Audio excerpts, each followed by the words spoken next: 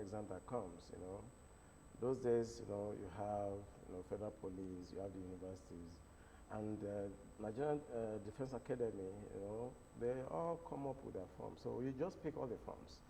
And I happened to be the only one that was taken after a lengthy, screening by the federal government from Ogun State. And I remember Mr. Babarinde actually compelled me that come. Kunle, if you don't go, then Ogun State is going to lose a vital position, because I was the only candidate from the state at that time, 1982, I remember now. So I went to the Navy, and I didn't regret it. So how was that experience, looking at, I mean, the positions you held, the number of heads of states you worked with, you led missions, you just told me for this program that worship, leading worships, you were involved in drawing security architecture in some places, you led wars to some countries. I mean, what a journey. Yeah, it's been a very long journey, an interesting one. I think I can never ask for anything better. If I come to this world again, I think I'd like to do the same. It's been a very tortuous journey, but very interesting, very interesting. I was lucky to be selected at a time to join the Naval Intelligence. And those days, you don't have specialized schools. All of us, we go to the Army Intelligence School in Tego Barracks, we called it then. And subsequently, the Navy started their own. But the military was very good then. Once you are doing well, they kept on sending you for critical courses. So how is it now? I think now it's more of, I think a lot of politics has actually entered into the military, and it's unfortunate. It's unfortunate. Then your merit takes you to wherever you go.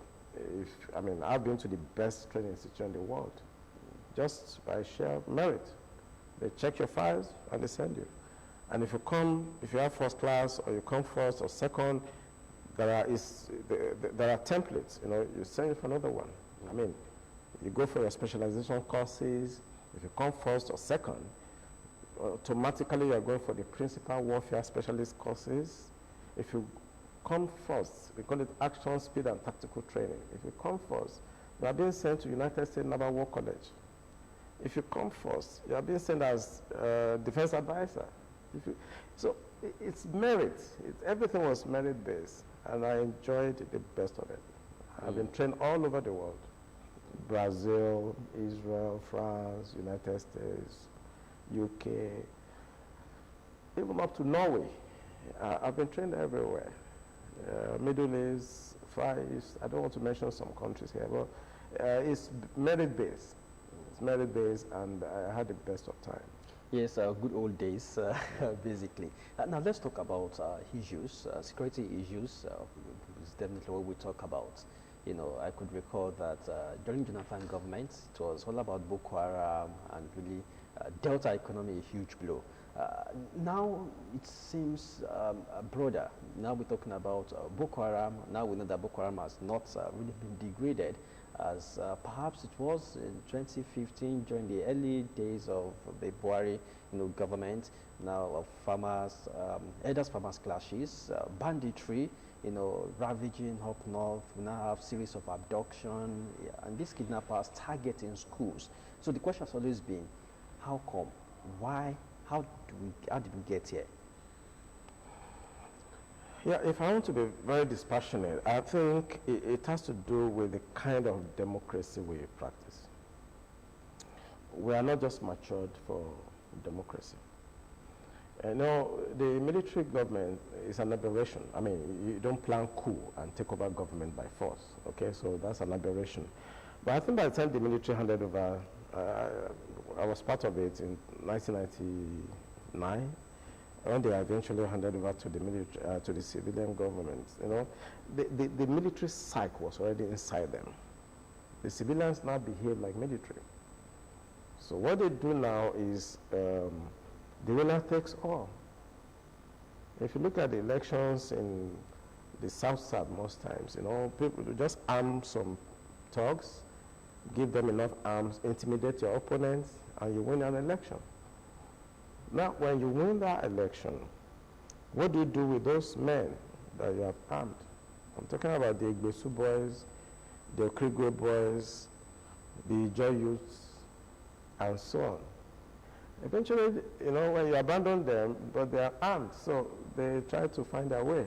They start, you know, conducting armed robberies, start kidnapping, piracy, sea robbery, and so on. And it degenerated into the militancy we experienced during Yar'Adua time. Now, look at what is happening in the north. They copy. You know, the guy in, sorry to use that word, in Maiduguri also tried to do that. You know, he armed some guys, and eventually he won the election and abandoned them. Yusuf came out from that experiment. And at the end of the day, Yusuf was not happy with the governor because he was abandoned. And some of the promises made to them by the politicians were never met. So it is out of vendetta that they start all these things. So it starts from political things. Look at even the Southwest, the same. You hear OPC, this one, that one. You hear governors, you know, arming people, political talks to intimidate opponents. The point is that once they win the office, they don't care what happened to those boys. They shut the door. Out of frustration, the boys will first of all start taking care of themselves, but after some time, they will start working against the interest of that same governor that actually armed them, give them money, and now abandon them. So that was what happened in the case of Maiduguri.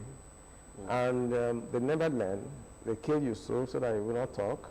After that, you know, another governor came and started arming the faction. They introduced religion, they introduced the economic aspect. The political was the one that set the background. And now when you win the election, you abandon them. If you look at that, has been the case all over Nigeria. The politicians will arm people to win an election, then abandon them. That's why you had a lot of arms all over the place. Okay. Now, up north, looking at the rate of banditry, the debate now is amnesty or no amnesty, you know, for these bandits. We know this cleric, Gumi, Sheikh Gumi has been at the center of all this, saying they should be forgiven, they should talk to them, they should negotiate, you know, with them.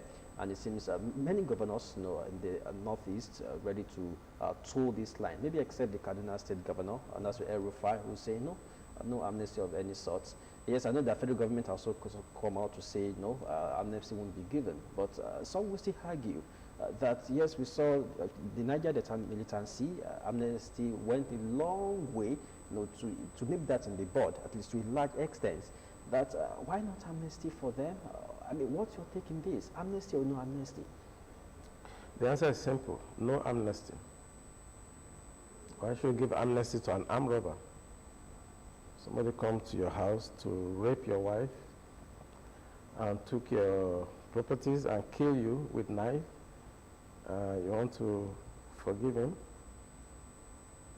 There's difference between amnesty and pardon. If I want to be academic, you see, when you look at the issue of Niger Delta, the amnesty fits into their scheme because in international relations, there is no law against rebellion. In other words, self-determination is allowed in international relations and international law. We can decide now that we want to secede. We can go on plebiscites. We can go on referendum. Okay? And if you start to fight for self-determination, which is very close to what the Niger Delta militancy were, they were talking about a legitimate demand, resource control. If you look at the thought started from the 1999 Constitution as amended, issue of resource control, 13% derivation, 12%, all those arguments, and these boys said, no, we produce, we lay the golden eggs, and we want to control our resources. And if you don't allow us to control our resources, then we want to self-determine. So when you look at the issue of self-determination or issue of rebellion, which is based on legitimate political demand, now when you conquer them, as we did, what termination phase is to grant them amnesty so that no victor, no vanquished. So that they don't, and there are process. It's a very lengthy process. The DDR, so you talk about demobilization, reintegration, disarmament. There are a lot of processes that you have to go through. But it seems mixed results. Still trailing even the amnesty given to the Niger Delta militants. Some would say it did work. Like at some point, those given amnesty still went back, into a militancy. Not everyone upheld that and turned a new leaf. Okay, I like to be modest on this program, but the word amnesty actually came into Nigerian lexicon during Yaradua's time. Yes. And I, without sounding arrogant, I designed that concept, okay? And we stole the idea from East Timor. I stole it from East Timor because I was asked to write the blueprint. And when you start an operation, it's a trajectory. It's like a curve. So the termination phase of Niger Delta militancy effort by federal government must end in a way that it should not reoccur again, just like the Civil War. Okay? No victor, no vanquish, you forgive and forget and so on. Because it was a legitimate political demand. Now, I want to understand the case of the Janjaweeds that are coming from South Sudan, from Chad, from Niger, from Mali. You want to give them amnesty? Foreigners enter your country, that's an offense. Now he's killing your people, that's another offense. These are people that should just, arrest and Can shot. we really substantiate that, all the bandits are foreigners? Don't you think that we can substantiate that? Yes, I'm not overlooking the fact that some of them could be foreigners. Not all of them are foreigners. Along the line, because I was involved in these things. Initially it started like a local thing. Later they introduced religion. It was the moment they introduced religion that other countries became interested. Iran became interested. Saudi Arabia became interested.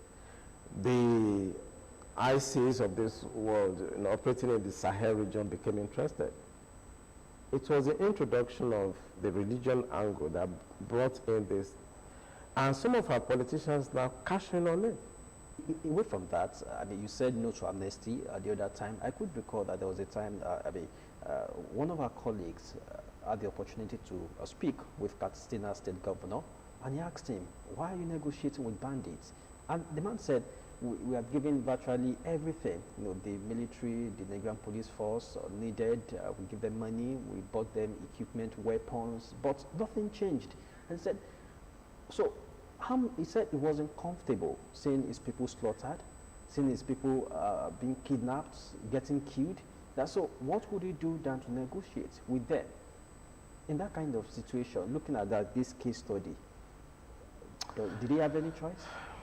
I studied negotiation at Harvard. This is not how negotiation is done. You don't say because you're a governor, you want to go and negotiate when you have a national security problem that's spread across from the north to the south. So you are a governor of a state. Okay, if you manage to negotiate within your state and you actually come out successful, which I doubt, then what happened to other states where then they're going to move from your state to another state? Doesn't make sense. What these governors are doing is not very, it's not an intelligent way to approach national security problems. As the governor, you are the chief security officer of your state, and what comes first is the security of lives and properties in your state. The federal government is up there to ensure that the security of lives and properties, goes across board. But you are interested in what's happening in your state. You are talking to somebody who has been the chief security officer of a state. In 1998, 1999, I was the chief security officer of Enugu State when Enugu was in turmoil. Okay? And I will tell you, people like Nwobodo, Onu, and that's the father of Bianca. That place was upside down. I was the CSO there. And I know how we manage the insecurity problem in Enugu State during military time. So if a governor wants to tackle a problem that is perennial, it's not restricted to your state. What you need to do is to talk to your colleagues. You have the forum, Northern Governor Forum. You talk to your colleagues. Go cap in hand to the center and beg Buhari to do something. You can't do it alone. It cannot be successful. Well, isn't it a matter of trust? Maybe go cap in hand to the federal government. Except the Constitution is changed. If the Constitution remains as it is, he must go to the center. But what if the center does not yield to his requests? Then there are also procedures. What happens to his people?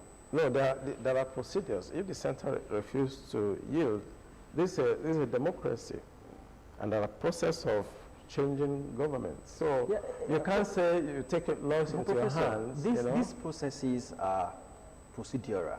These are not processes that could get done with in a day, 2 days. Yeah, I understand. I mean, it takes time, and the government is looking at, his people every day. Okay, let me clear it for our audience. Let me just clear it. Now, you say you are the chief security officer of your state. You have legitimacy, right? But you actually don't have the power you think you have. During the military time, when I was CSO, I can call the commissioner of police. I remember the CSO to Abacha then, Major Al Mustafa, can summon the chief of army staff. I was the CSO to a governor in Enugu State. I could carry my phone and call the commissioner of police to come to my office. He will come. I know some states that the governor cannot call the commissioner of his state to come, and he will come. So what are you telling me? What are you saying about chief security officer of the state? The security vote, where does it get the money from? It's from the center. Now, does it have the command and control of the battalions, the army battalions, the army units within his domain? Does it have the command and control? The answer is no. The Air Force units within that state, does it have the command and control? The answer is no.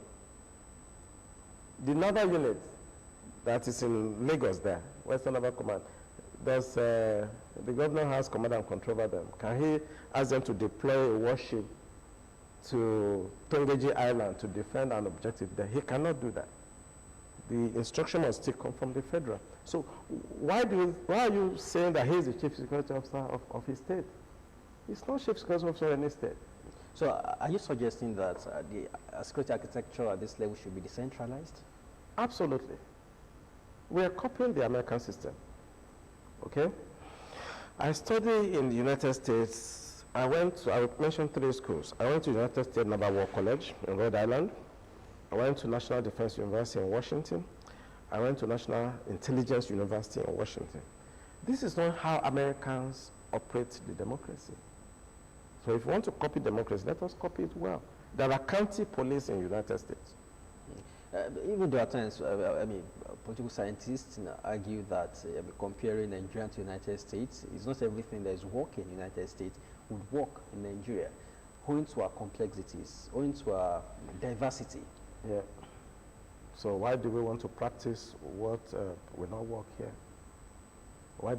Who is forcing you to practice the American system?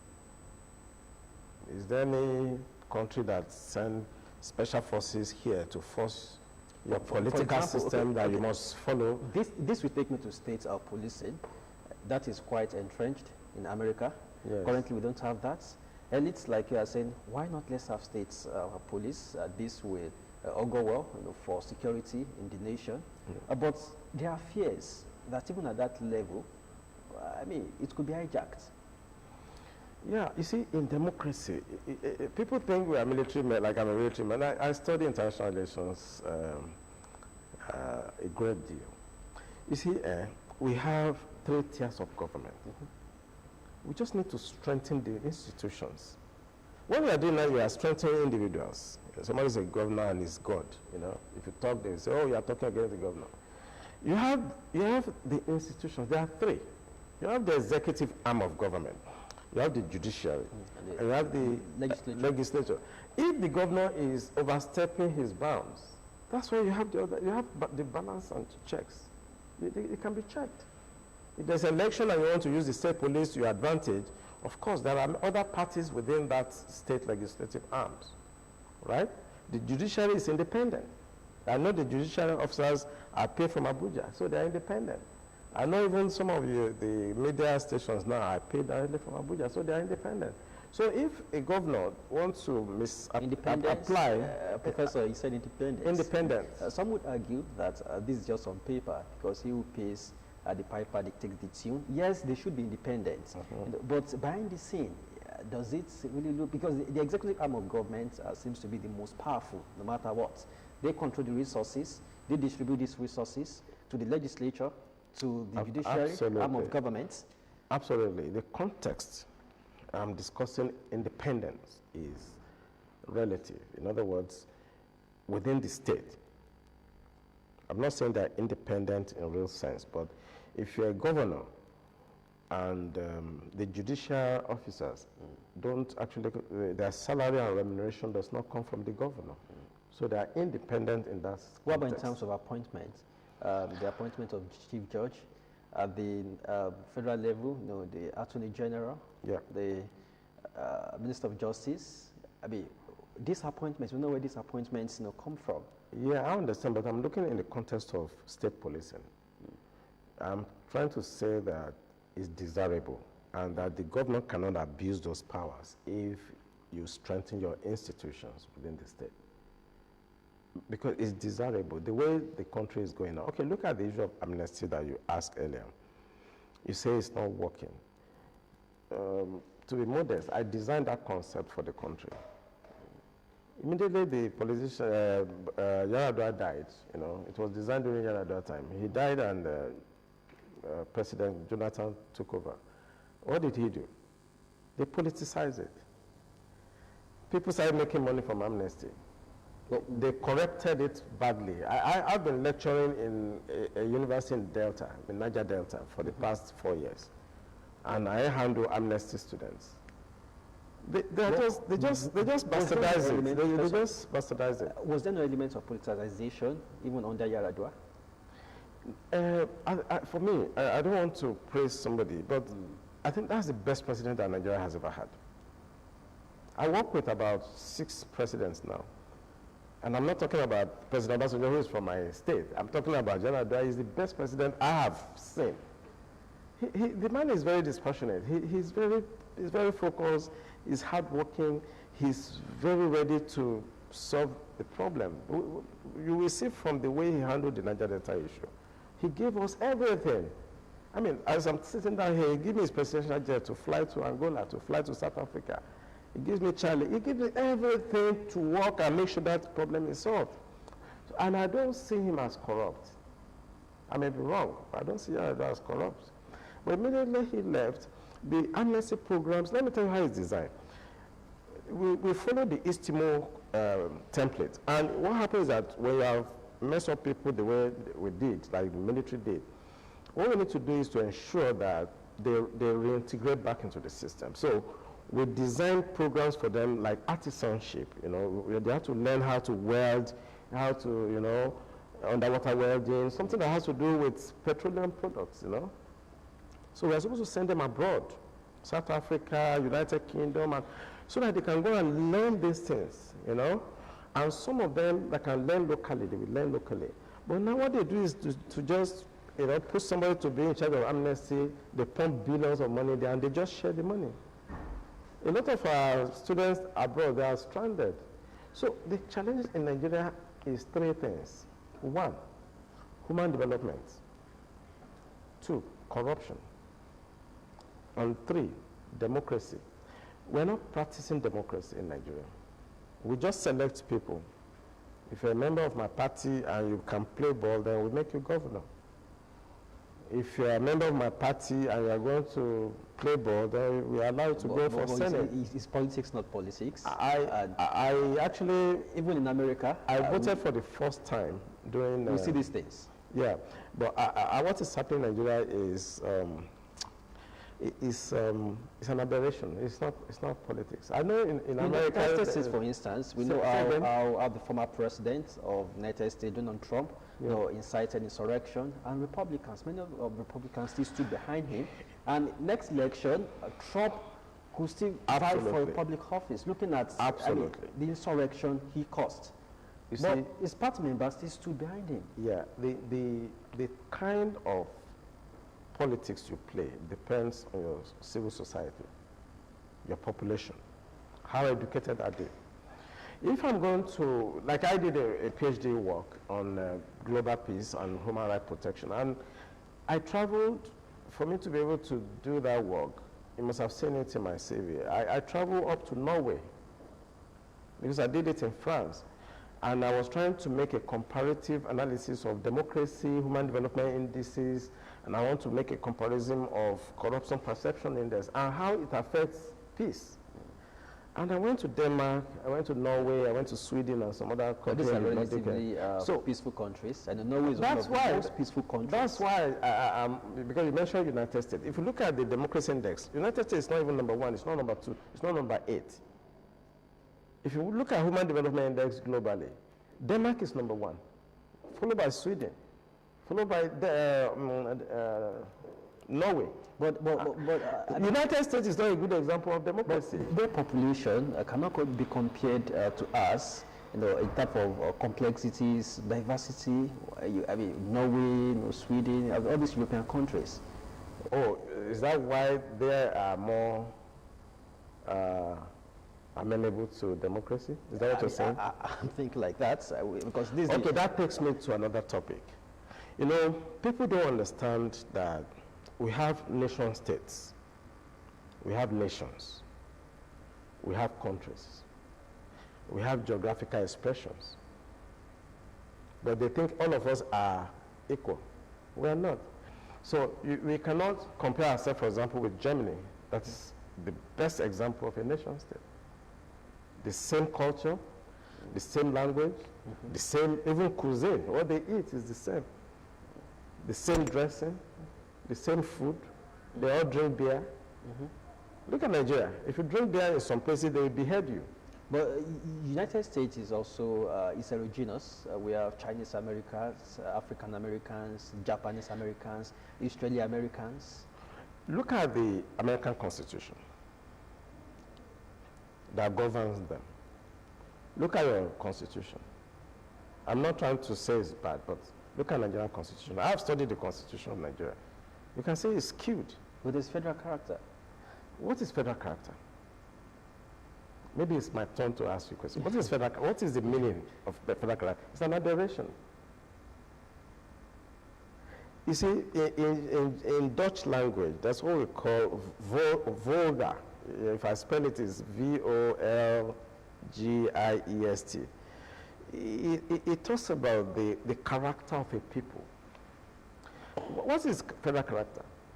In the United States that I go, when I want to fill a form, there's no space for me to say whether I'm a Christian or a Muslim. They don't care whether I'm a Mr. or a Mrs. in some areas. They don't want to know my state of origin. That's another democracy. Here, I must say whether I'm a Muslim or a Christian, whether I'm from the north or from the south, whether I'm from this and that. The Constitution already has killed that spirit of democracy. Don't you think that is to, checkmate marginalization? Because you see at times, a certain tribe will come forward to say, our people are not in government, our people are not given appointment, we are being marginalized, even despite the fact that we factored all that in. So imagine we didn't even have all that. Don't you see it would be easy, for marginalization to take place? Okay, maybe it's my turn to interview you now. Okay, let's assume now. I'll interview you. The professor, you are the one on hot seats. I'm the one on hot seats. Yeah, you are the one. I'm going to change the scene. I'm the host. Let us look at federal character, indeed. Let's say it's a good thing. It's desirable. Now, look at the appointments at the federal government. It's a contradiction of what we're saying. You talk about federal character, marginalization. You want everybody to be equally represented. Who is your Minister of Defense? Where is he from? I don't want to mention because these have been in the public domain. So what is the federal character? So, but you agree that if we, if everything is factored, to suit federal character, things would definitely take shape? The answer is no. Because the answer is no. Okay. It will not take shape. And I'll give you an example. 2 examples, quickly.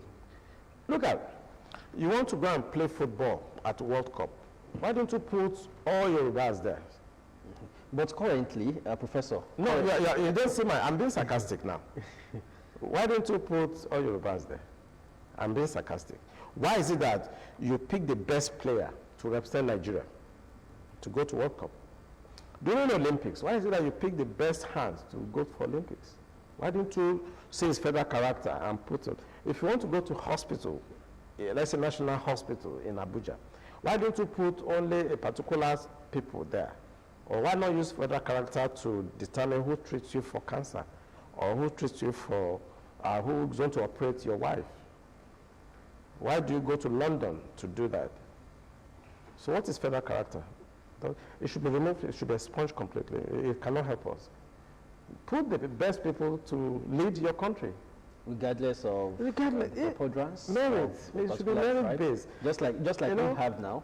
Okay, so what with the appointments we have now, that level, security positions, so could we say it's justified? Because yes, you've been able to say there's no federal character. You've mentioned the FCC. Everywhere you go. So yes, could we say that is justified position? Since you are saying, why should there be federal character?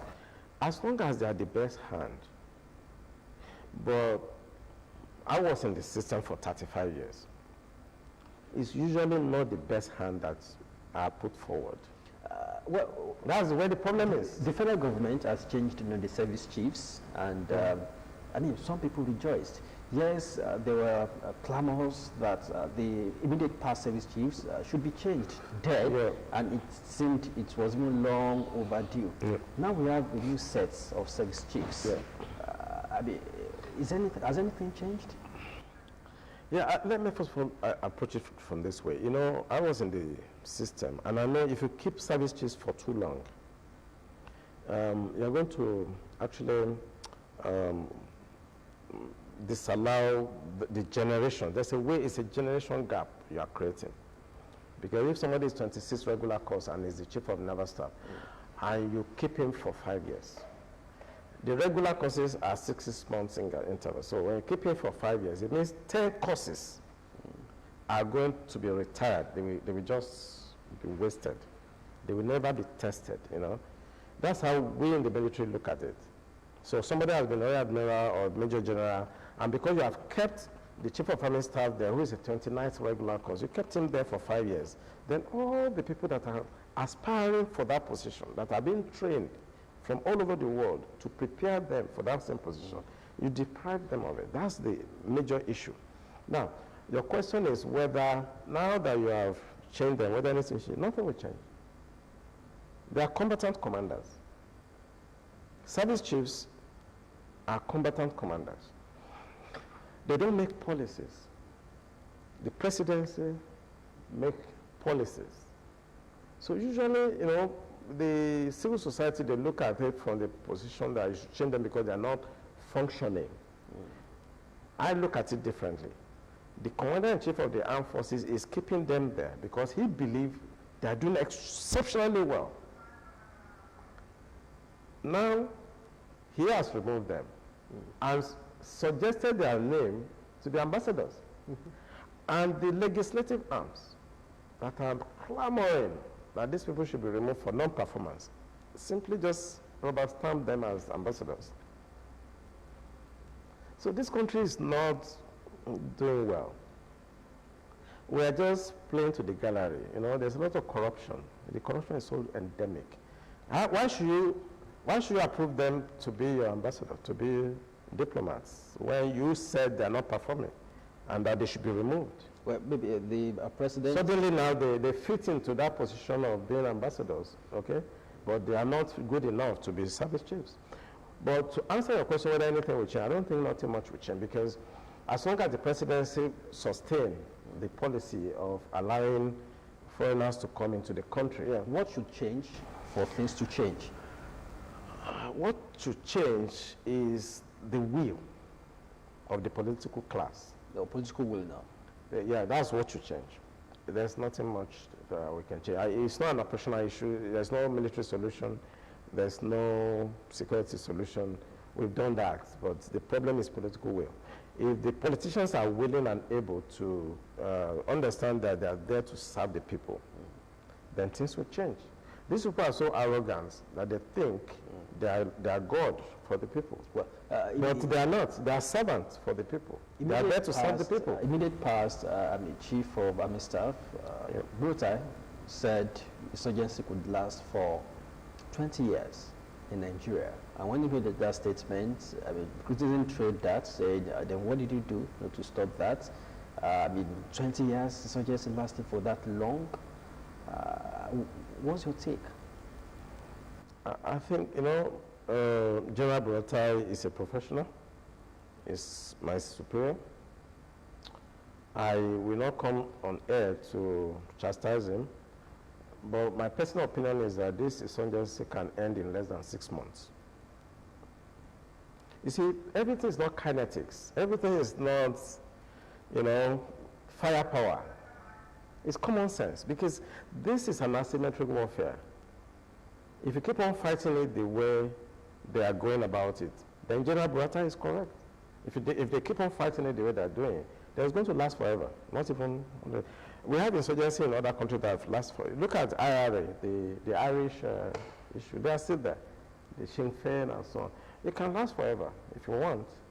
But if you don't want, I'm saying it can end in 6 months or less, because they are attacking the wrong thing. And anybody can take me on this principle.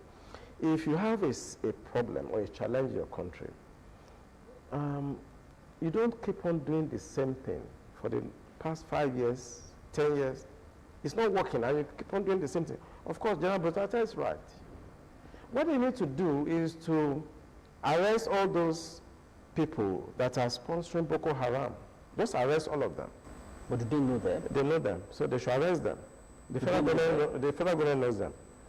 The National Security Advisor spoke 3 days ago. I worked with him in when he was chief CDI. He said the truth. He said, we know them. He said he's warning them. They know them now. It's just politics. His hands too may be tied. He knows them. If they know them, like you said. Yeah, they know the people sponsoring Boko Haram, and the federal government should better just go after them and let us clean the system. If you keep on sending army to the bush, they will be killing them. We have a lot of casualties. I've seen dead bodies. I've seen my colleagues being killed. And it's very painful. We don't need to get those casualties. But the international community, is that community also helping? I could recall during Jonathan government, he did try to get weapons from the United States of America. Obama denied, even when he wanted to get from Israel. And Israel, they were willing to give Nigeria these weapons. It was blocked, again, by the United States of America. Trump administration wanted to get us to Kano. I know the effort Trump made to convince the Senate that, yes, let's give Nigeria certain weapons. Now, Joe Biden, we don't really know the direction, but it seems maybe we could also get, you could see that federal government has been trying to get sophisticated weapons to fight insurgency. Meaning perhaps what we currently have, the weapons we have, may not be enough to fight insurgency. But have we been getting optimal support?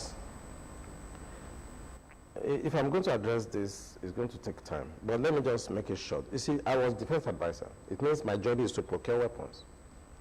People are willing to sell you weapons. And if they're not willing to sell you weapons, pundits that are listening to me will tell you that we have our way of getting weapons. If we want to get weapons. Black market? Oh, sure, we can get weapons. But there are certain weapons we will not be able to get in the black market. We know how long it took United States to build to Kano. What kind of weapons do you need to fight hungry-looking ragtag janjaweeds that are just carrying AK-47? And in some cases, general-purpose machine gun, and running around the bush. Well, what kind of weapons? RPGs. Even they have RPGs. What is the range? What is the maximum effective range of an RPG? I use them, I know.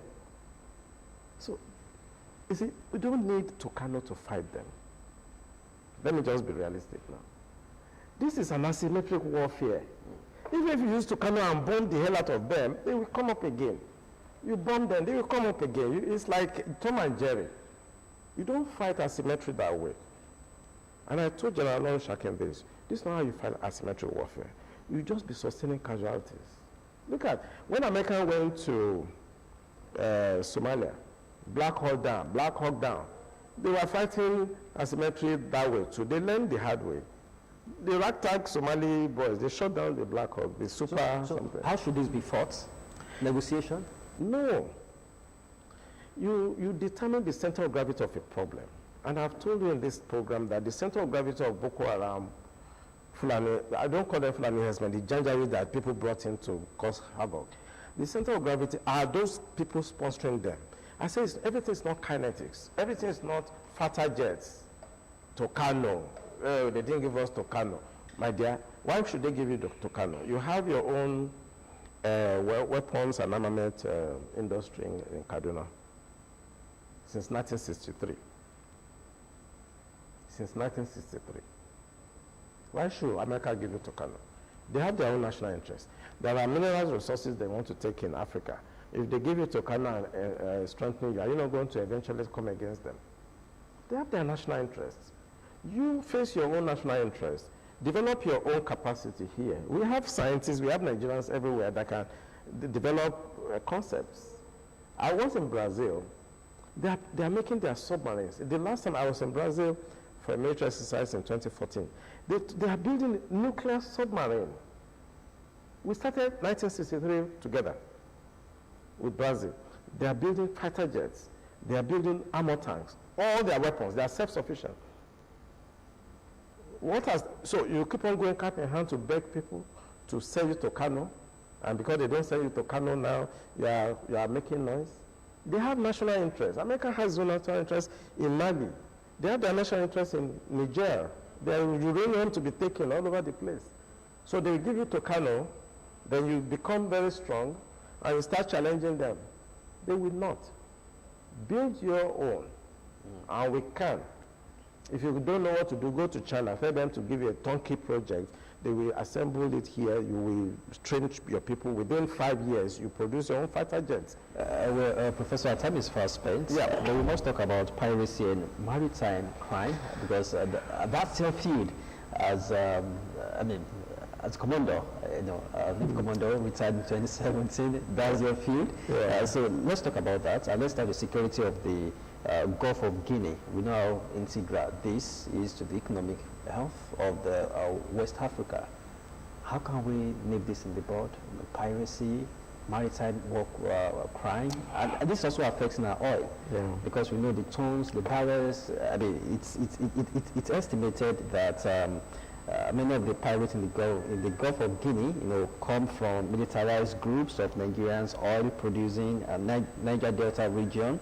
And in 2013 rather, about 1,151 illegal refineries were destroyed in Niger Delta alone. Nigeria loses between 40,000 and 100,000 barrels of oil a day due to thefts. And this, stemming from maritime crime, piracy and all that. Yeah, I'm smiling because it's like bring me home. I'm very comfortable where we are now. I'm comfortable anyway. But you see, when you look at the maritime domain awareness as a concept, every country has its own limit.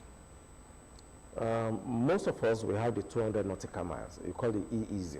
That's exclusive economic zone. It's onus on Nigerian government to protect and ensure that your exclusive economic zone, which is 200 nautical miles, is safe. It's almost on us to do that. If we cannot do that, then the Commander-in-Chief of Armed Forces should react, okay? And it's just put the right people in right places, and we can do it. I was in the Navy for 35 years, even though I was a commander of a warship. And I was commanding a Patron 3, NNS Ekpe. I was carrying missiles and so on. But you see, when we talk about piracy, it's more of an electronic issue.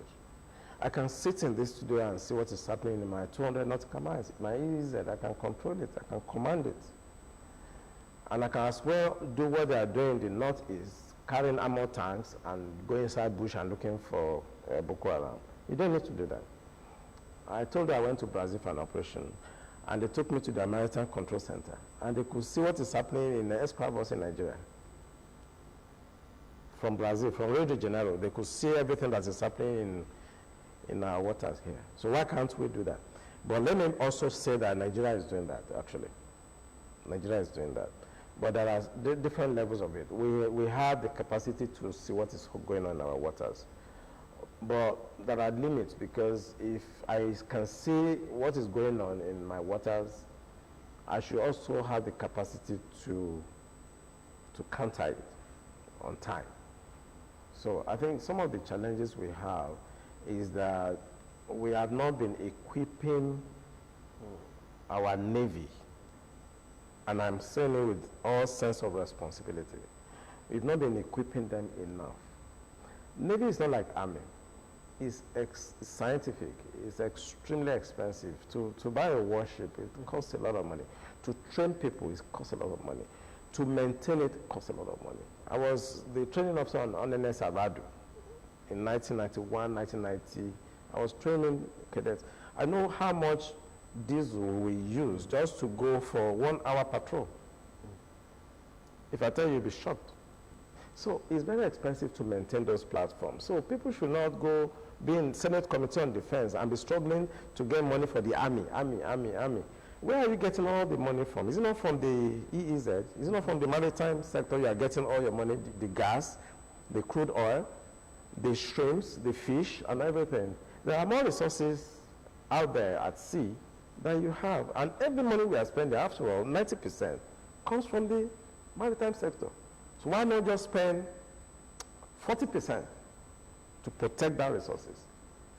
And I'm telling you authoritatively, we don't even spend 2%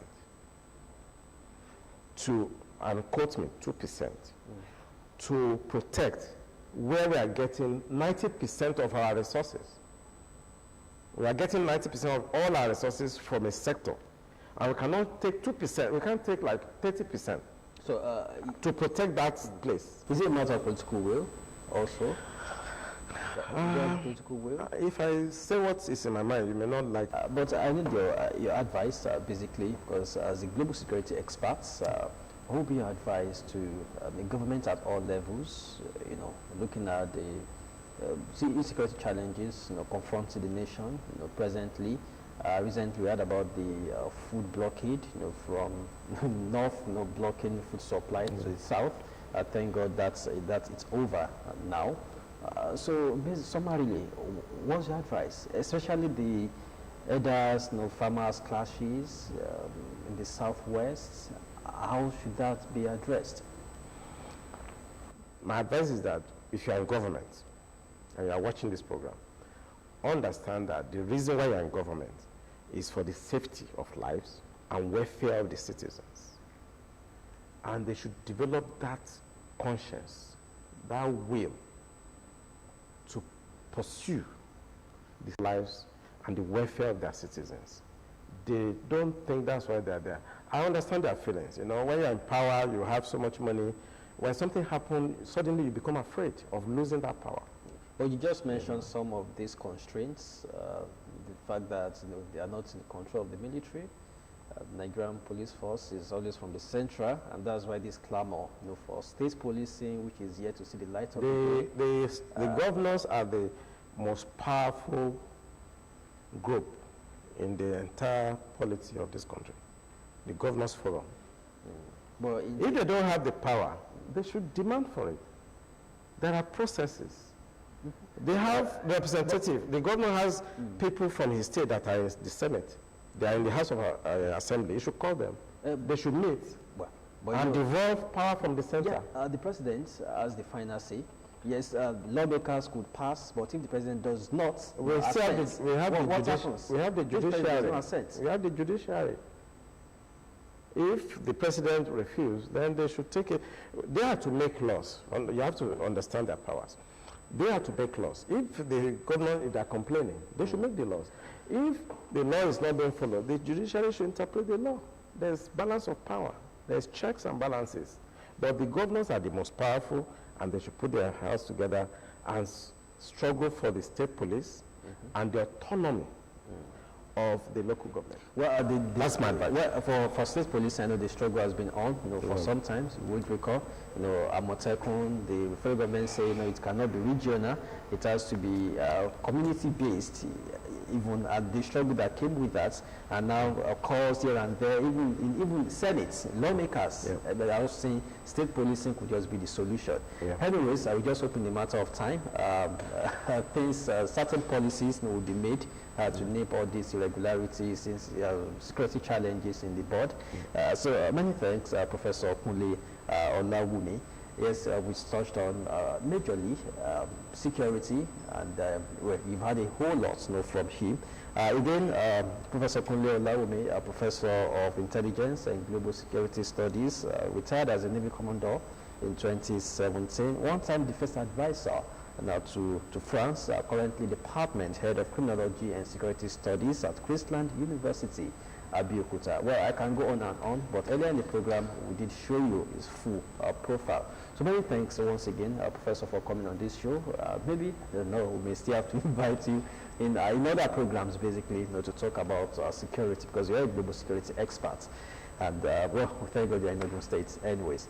So that's the program. Many thanks for joining us. Until next week, when we come your way again with another eminent personality, we say please stay safe, and of course, do stay out of trouble. Bye for now.